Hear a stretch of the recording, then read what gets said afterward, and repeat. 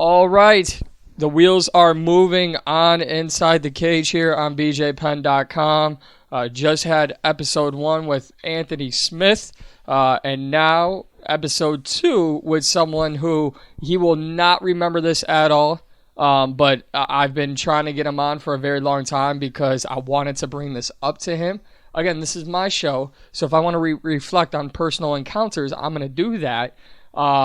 We'll talk about his great win streak that he's on, but I believe it started on this personal encounter we had. It was the day of his fight, UFC 225 against Mike Santiago. I was at the Fighter Hotel the morning of the fight, and I'm walking around. I'm waiting for someone because I was thinking I was getting an interview with someone that did not come to fruition, but I saw Dan walking around the hotel lobby, walked up to him, caught him completely off guard, and was like, Dan, best of luck today. And he shook my hand, so I thank him for that.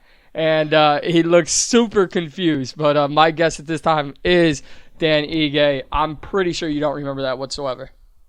I don't know. Actually, to be honest, no, I don't remember because it was fight day. I was probably in the zone. You were. You were in the zone, but that's pretty funny. That's cool, and maybe you gave me good luck that day because I finished that dude pretty quick. So I don't want to say that I was the reason this all started, but I was like, and what's crazy, and I am fully transparent.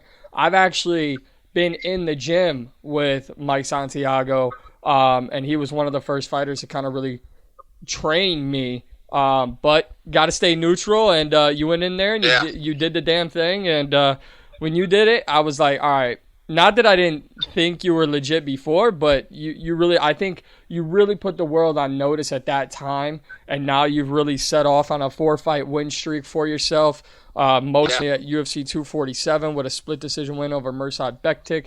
Let's just talk about where you're at right now. Excuse me, I said 4. It's a 5-fight win streak. How dare I?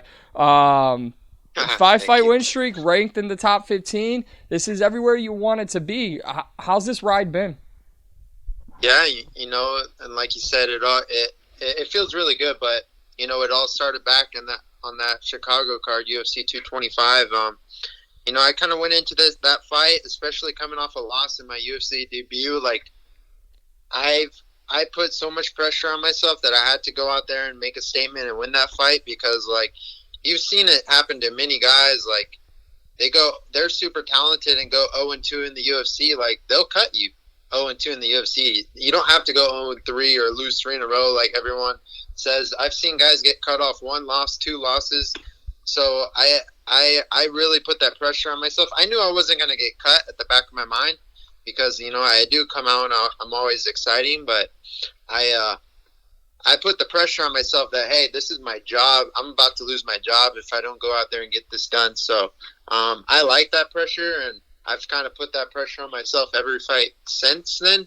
So, it feels good to, be on a nice win streak now, 5 in a row. But now I have new goals, new sets on my mind that I just want to go out there and keep it going and, try to make a run for this title. We'll get into those goals and kind of the opponents you've laid out here in a couple minutes. But I just want to talk about the big chaos at hand. I'm not sure where your mindset is, but I think if you put the human element first and not the fighter element first, I would have to say you made out pretty lucky with not having any of your fights affected. I'm hoping you and everyone around you is in full health now that the coronavirus pandemic has kind of really affected everyone globally. Now that you just had a fight last month and we're approaching April, what were your plans for 2020? Did you want to fight 3-4 times this year? And has the coronavirus changed any of that for you? Yeah, so, to be honest, I'm super grateful and thankful that I just fought. So, I'm good for a little bit. But my plan originally was to get, 3 to 4, at least 3 fights minimum. But maybe even 4 fights this year. I was planning after that last fight in February, I kind of went back, reevaluated with my team. I was healthy. I felt good. So I was like, hey, we could jump back in there, not let this work go to waste. And let's, keep the ball rolling. I'm young. I'm healthy. There's no it wouldn't do me any bad to just stay active and, keep building my name and my win streak and, get people to tune in when I fight. So I felt like it was a good idea to maybe jump back in there in May.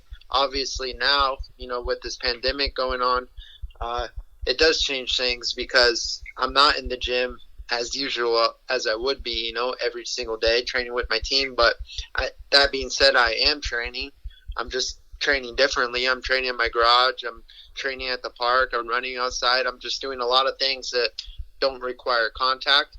But, I'm keeping my mind focused and my goals focused on the bigger picture. And, hopefully this will all pass soon and we can all get back to our regular lives. But that being said, I am still working no matter what. And, I will find a way to still, obtain my goals. So that's Now stepping away from you as a fighter, you're still working as a manager, correct? Yeah, that's correct. So, how would you go ahead, I'm sorry. No, I was going to say, like, I went through many phases, because at first I kind of got into this. Like, I never really set out to be a manager. It wasn't, like, something that was in my vision, especially when I moved to Vegas. But I kind of, I'd say this job chose me, and but now it's become a lifestyle. At first, I had different thoughts, like, hey, I was going to get to the UFC and, I'll be good by then. I'll be in the UFC. I could provide just with fighting or whatever. That was kind of the mindset I had at the time. But then that time came along and it was like, I've been so involved in this business that like, I've kind of made it my lifestyle to where I can do both things. And, it does require a balance. And if you don't have a balance, obviously you can get burnt out. But that can happen in anything. It doesn't, fighting, managing, any lifestyle, any job, if you're 200% focused on that one thing, you can easily get burnt out. So for me, it's, I've kind of found that balance to go ahead and manage both jobs, but I believe it's helped me a lot in my career, as far as fighter support, negotiations, like just knowing the right people, making relationships with, high-end people. That definitely benefits me in my career. But yeah, it's a crazy job working too. Sorry if I strayed away from your question, but yeah, it's just been a crazy ride, I'd say. No, I love it. Please, like I said, before we started recording, this is something where I want to go in depth with you, and not every question is going to be a softball for you, and I guess this would be one of them. As a manager, have you or would you have any conversations with your fighters while this pandemic is going on? And if you have, how would you go about with these conversations? Would you encourage? Because I think the difference, and those who may have listened to episode 1 heard Anthony Smith say, listen, we're not baseball players, right? We're not other professional sports where we can be good if we're not, actively competing right now. We're fighters, and the money, process is different for us. The paychecks are different for us. We have to fight. A lot of people may go against that, especially, with how many people are dying globally. And Dana White has received some criticism. But as a manager, have you had any conversations with your fighters about the coronavirus? I mean, I have, and it's kind of different for everyone. It's different for the people who are already in camp before this began. They are relying on fighting, and they're relying on, because that's how they make a living. Most of these fighters, most fighters don't have a second job. Like, for example, Marvin Vettori was training for his fight in London, and he flew to London, was ready to fight. This whole thing happened. They canceled the show in London. They said they were going to have the show in the U.S. He flew back to the U.S., because he still wanted to fight. He has to compete. He has to take care of his family. And then the whatever event in the U.S. got postponed. And I think Cage Warriors put on an event. They had a couple guys. I don't know for sure. I read something. Yeah, they did put on an event, and they did put some UFC fights on that card. Yes. So, Marvin was, willing to fly back to London again to get on that. just to, you know, whatever, provide for his family. And he's trained so hard and so long that, like, when you put in that work, you literally, like, you shut out every single thing in the world that's going on. Like, I typically, when I'm in camp, like, I'm not watching the news. I have no idea what's going on. I'm not watching other sports. I don't know what's going on with football and basketball because, like, I'm in camp, I'm working, I'm grinding, and then I still have my other job that I have to put a lot of effort in. Like, I have zero time to even, like, know what's going on in the world. And maybe that's a selfish thing because I received some criticism too. Like, I wrote something about, like, fighters being a different breed, and it's just like you get so much backlash from, like, people that just don't understand. They're not in your position. They're, but if you put them in your shoes, they do anything to provide for their family, even if it was putting themselves in harm's way. So it kind of, it's a hard situation for fighters. And like you said, we don't get paid if we don't fight. So it's not like other sports where we can just kind of sit on the bench and wait it out. And we got a nice wealthy paycheck to keep us going along the way. And yeah, it's not like that. No, it's not. And I think it's a double-edged sword. It's something I definitely want your opinion and feedback on, but it's also, there's no perfect answer and no perfect question on my end that I really can ask. I guess the last thing on this coronavirus pandemic that I would ask you is, in the media, Dana White's being criticized for wanting to continue these fights. All week, I've had the opportunity to talk to coaches, fighters, and, right now, the common theme among all of them has been praising those inside the sport, praising Dana White for continuing to push to make these fights happen, especially UFC 249, and for exactly what you just said. We have to get paid, and we're willing to put ourselves in harm's way to take care and support our families. Are you in that same mindset as those guys inside the sport, where it's like you're kind of crediting Dana, or what are your thoughts on him continuing to push to make these fights happen? Definitely. I've actually gained a lot of respect for what Dana's been trying to do. And like he said, he hasn't laid off a single UFC employee. And, he's going out there trying to keep the show running, because it's not only the fighters that have mouths to feed, like, it's all the UFC employees, all the journalists, everyone that has mouths to feed. And, this is how we make a living, especially in MMA. Like, fights need to happen for us to, for everyone, for journalists to write about fights. Like, we need these fights and these events to keep going. But I think Dana's doing the right thing. It's not like he's like, hey, in the public, everyone come.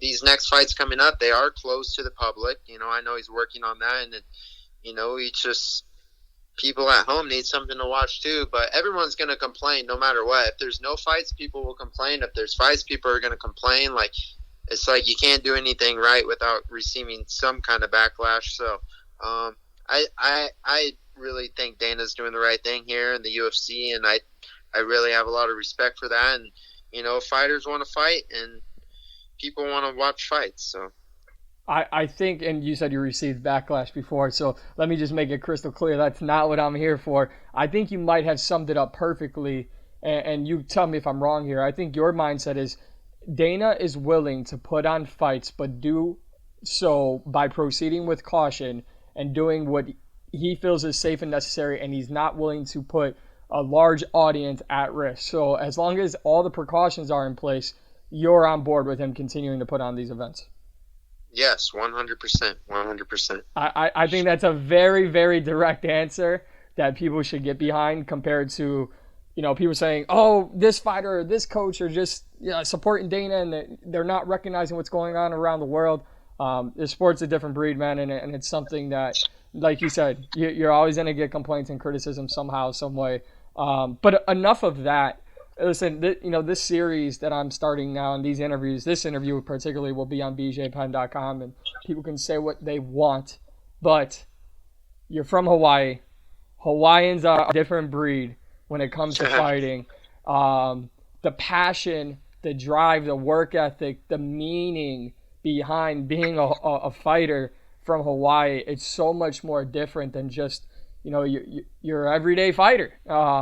what does it mean to you to be from Hawaii and be in the career that you have? Yeah, if you go back, Hawaiian history, like we are a fighting culture. We grew up our whole lives fighting, and you could just go to YouTube and type Hawaii street fights. Like, everyone knows how to fight. People are throwing 3-piece combinations, ending with the leg kick, like on a street fight. Like, people, it's just a fighting culture. And for me to go out, and especially when I walk out carrying that flag, like that's where I pull a lot of my motivation from, a lot of my energy, and how I, put myself out there, like, is carrying that Hawaiian flag. And I carry that thing proudly, even though I'm living and training in Las Vegas. Like, Hawaii is my home, and my family's back home in Hawaii. So for me to go out there and represent, it's just like the most honorable thing I could do. And it is different. I don't know what it is. It's like we are our own little country. I know, we're the 50th state of the United States, but Hawaii is its own nation, Hawaii. So it's like, for me to go out and represent, it's just, I'm super proud. And we have a lot of support in Hawaii. It's just a small family oriented culture that's, revolved around fighting. And so, yeah, it's such an honor to go out there and kind of follow under the footsteps of, BJ Penn, Max Holloway, and now myself, and many other great fighters from Hawaii. So the lineage is strong and deep in Hawaii. And I want to say the same, because we kind of got connected after a conversation I had with one of your coaches, Eric Nixick. And, I want to do a story, many stories on you, moving forward after this, but one on your coach, because I think we talked about something that a lot of people, no matter who they are and what level they're at, whether it be in media or in the fight game overall, they don't. I personally feel that the human element in this sport is missed a lot. You start to see it as fighters become champions, then we hear their stories. I think a guy who you've trained with and rolled with, Khabib Nurmagomedov, it was, for so long, he was just this undefeated great person. It was, great fighter. It wasn't until he started getting the bigger fights and then the counter fight where we started to hear about the story and legacy of Khabib. And so I try to bring in what the story should be told right now. And I think part of that story is your coach. And there's a very famous video of you and Coach Nixick, between rounds. There's a personal connection there. And I asked him about it. And as a fighter and as a manager, you have both jobs. And you've been around the sport, you've been around the media game, you've really done it all, Dan, if I'm being honest with you. How important is that personal connection from fighter to coach in your eyes? It's the most important thing there probably is between a coach and fighter, relationship. And there's so many great coaches out there, many big name coaches, you guys like Henry Hoof, Faraz Zahabi, all these guys. There's too many. Trevor Whitman. But if I just take fighter A and send him to whatever, Henry Hoof's gym, maybe that fighter doesn't connect with Henry Hoof. Henry Hoof is one of the best coaches in the world, but if that fighter doesn't have a connection with Henry, that's not going to bring out his full potential. I think it's so important, like, to have a tight, close relationship with your coach, because that's the guy that, I'm the fighter. I'm the one going in there, but you need to have that trust in your coach to listen to him, or your coach needs to trust you. If you have, if I see something different, my coach might see something, but if Eric sees me doing something in the cage, but I might have a different intention. Like, sometimes I have to trust myself, and then he has to trust me in that accent.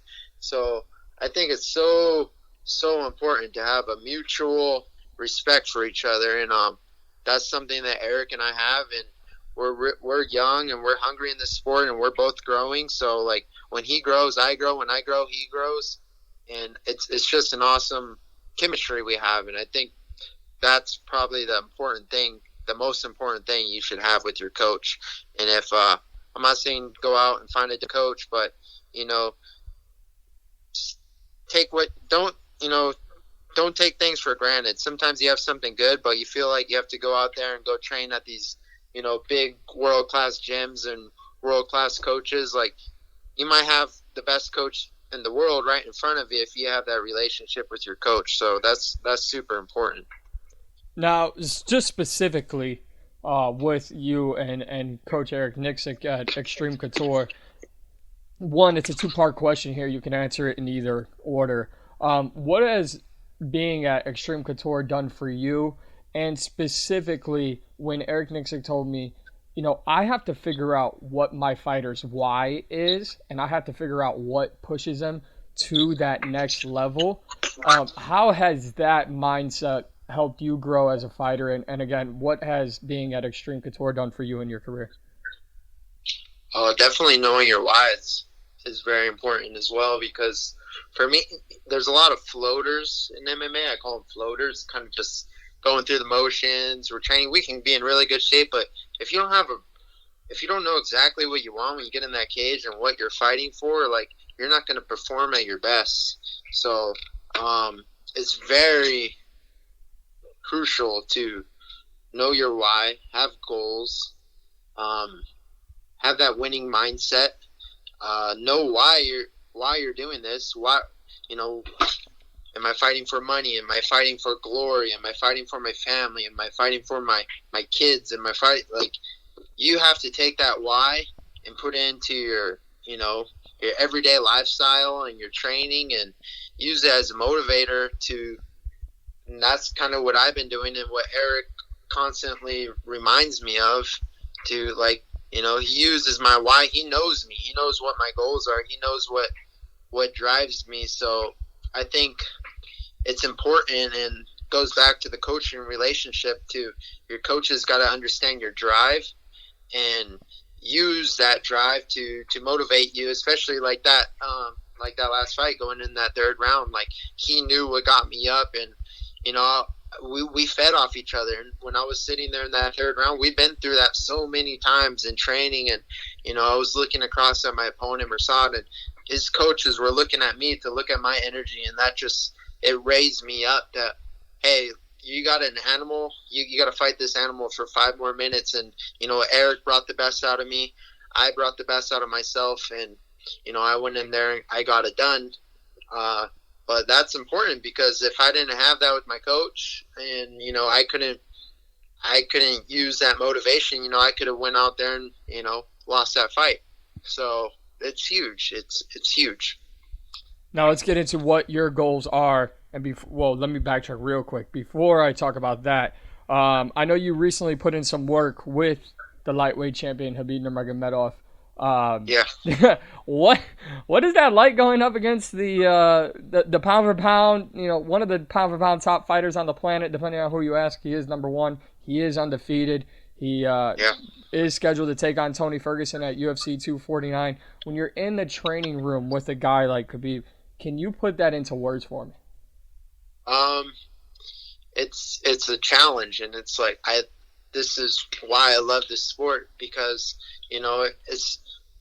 I'm so thankful and grateful to have an opportunity to go out there and train with the best guy in the world, and I want to be the best guy in the world. So for me to be the best guy in the world, you got to train with the best guys in the world, and I'm so grateful that I've been able to train with Khabib, and outside of training, we have a great relationship. He's an awesome, humble guy, and he's a brother. I know if I called him for anything, I know he would help me. But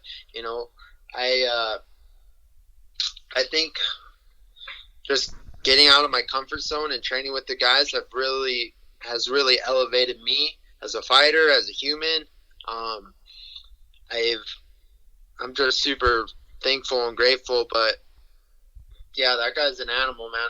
He really is, and every time I get an opportunity, it's usually like every 3 to 6 months, depending when he comes to the U.S. and trains. I always try to go out there and train, but that whole time I'm training and getting better. So it's like a test for me. I want to go test myself, be like, how much better have I gotten? And I always get better, but that guy keeps getting better. He keeps getting better. Like, he's not even at his best yet, and he's like ridiculously strong and technical, and just off the charts right now, and I can't wait for his fight with Tony because I think a lot of people will really understand how good he is after this fight. So You kind of took my next question out of my mouth, but I'll ask it anyway. How do you see a fight, or how do you see the fight between Khabib and Tony playing out? I think it's super exciting, to be honest. I mean, Tony is no joke. The guy's, I don't even know what, 10 in a row, or I don't know what his streak is right now, 10 or 11 in a row, but he's super dangerous, and a guy like Tony, you never know what he's going to come out and do. The guy might come out and do like a flying cartwheel kick, or jumping crazy elbow and cut you open. Like, you don't know what you're going to get with Tony, but I do know he's super solid everywhere. Like, his base is so solid, and it's really, really hard to catch that guy. Like, I know a lot of people are saying watch out for Tony's darces and guillotines, but like, all I would say is good luck freaking choking that guy, because like, his neck he doesn't even have a neck. Like, you can't. I'm a jiu-jitsu black belt, and I've rolled with the best jiu-jitsu guys in the world, like Cobrinha, or like guys like Cobrinha, for example, but like, there's no, I just don't see how you're going to catch him unless you hurt him or cut him with an elbow or something. Like, I don't know. I just see Khabib winning dominantly. Well, you have won all 5 of your fights. I know the last one was a split decision, but you've put in some highlight reel performances inside the cage over your last 5 fights. I want to rewind real quick and then talk about what's coming up for you. You were a winner on Dana White's Contender Series back in 2017, and I find, though, 1, very entertaining, 2, intriguing in the fact, and I want to see if you agree with me here, because you were actually inside the cage, something I was not. You're not just fighting your opponent. You're fighting partially a crowd who's going to be there for specific fighters. You're fighting, to make sure you're getting the biggest reaction. You're fighting up against all the other fighters that night because you need to have the most standout performance. Like, can you take me back to that? Like, what was that experience like for you? Yeah, it was Contender Series was super. It was different. It was definitely nerve-wracking. I was prepared for that fight, and I felt like, I didn't get a contract that night, which kind of sucked at the time. But I went in there, and like you said, you're going up against an empty room. You're going against other families and fighter families who are rooting for them.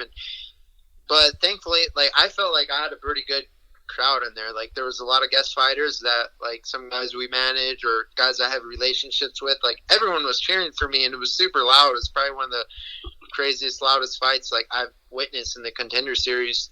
And I kind of went out there, and I felt like I dominated. I showed every aspect of MMA, and I didn't get a contract that night. So that, I used to kind of have a grudge, like, I should have, like, whatever, got picked up that night, and maybe, I don't know.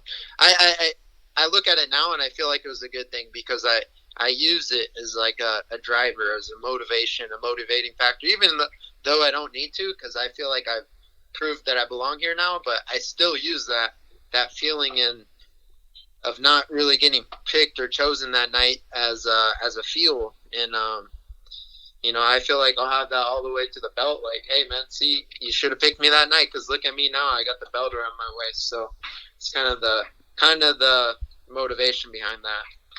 Well, I think we all have motivation. Obviously, fighters always have different motivation, and then you've turned that motivation into a current 5-fight. Again, correct my mistake from earlier when I said 4, but a 5-fight win streak, and again, now you're in the top 15.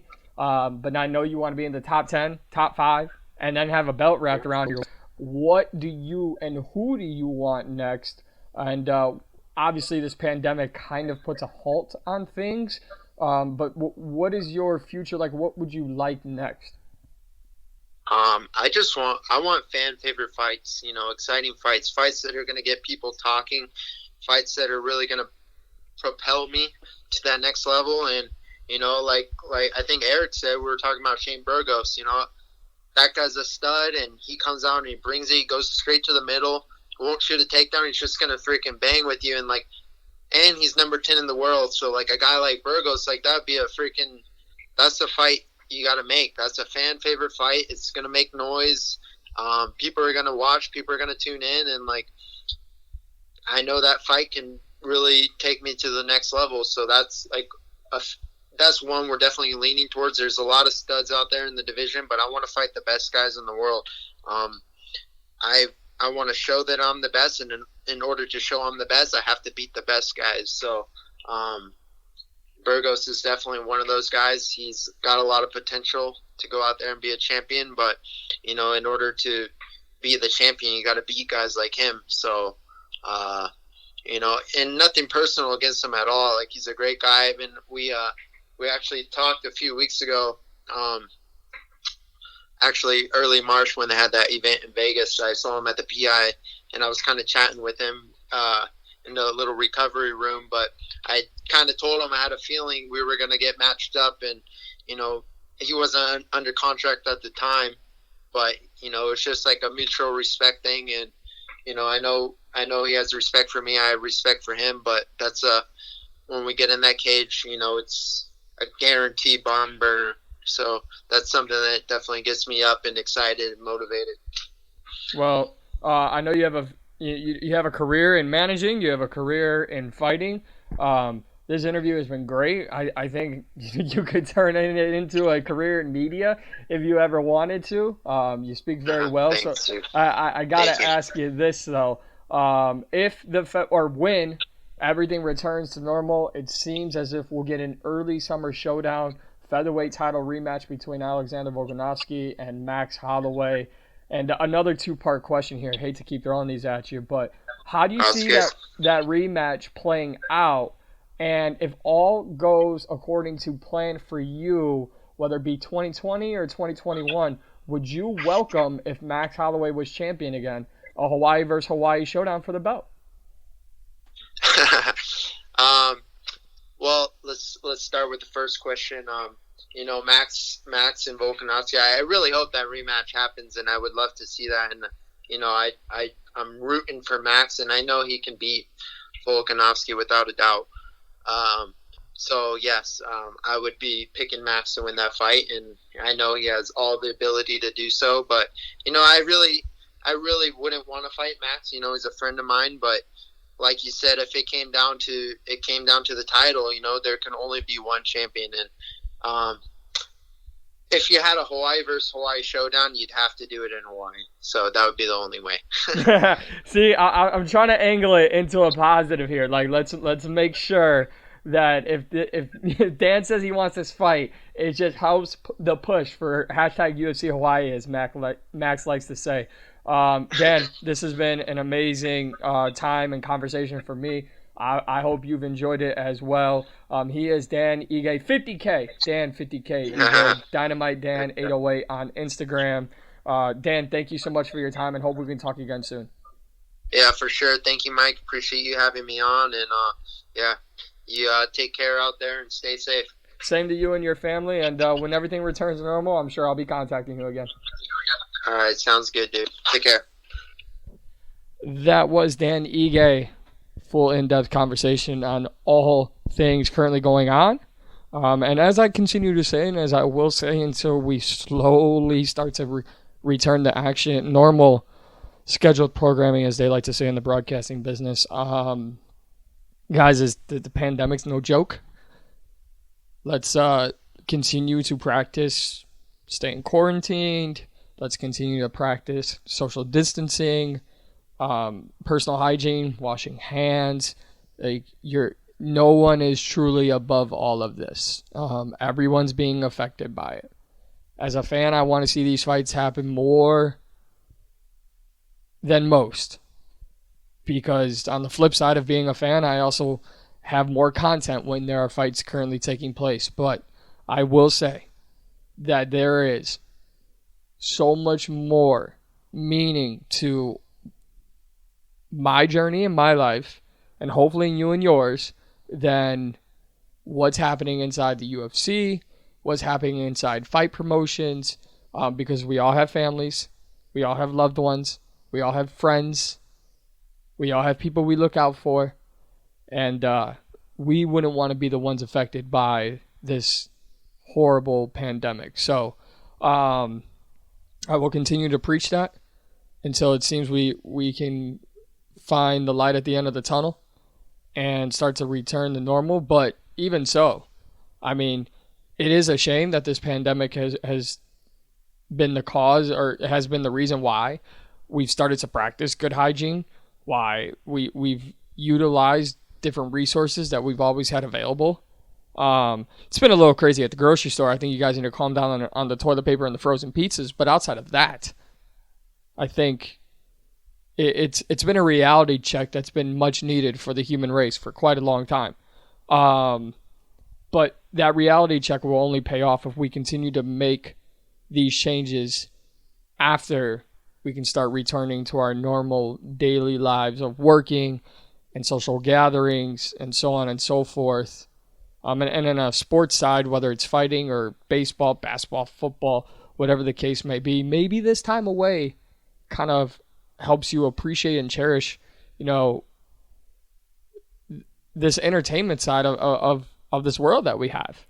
Yes, I'm from Chicago, and I'm currently right outside New York City.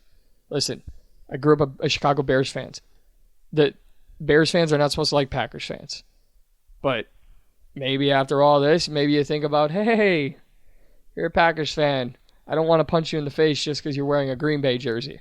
Yeah, some people will. It's the nature of the of the world we live in. But maybe time away from our regular lives can help us realize what we're doing with our lives. So I will step off the soapbox there, and we'll thank Dan Ige again for joining me here on Inside the Cage right here on bjpenn.com.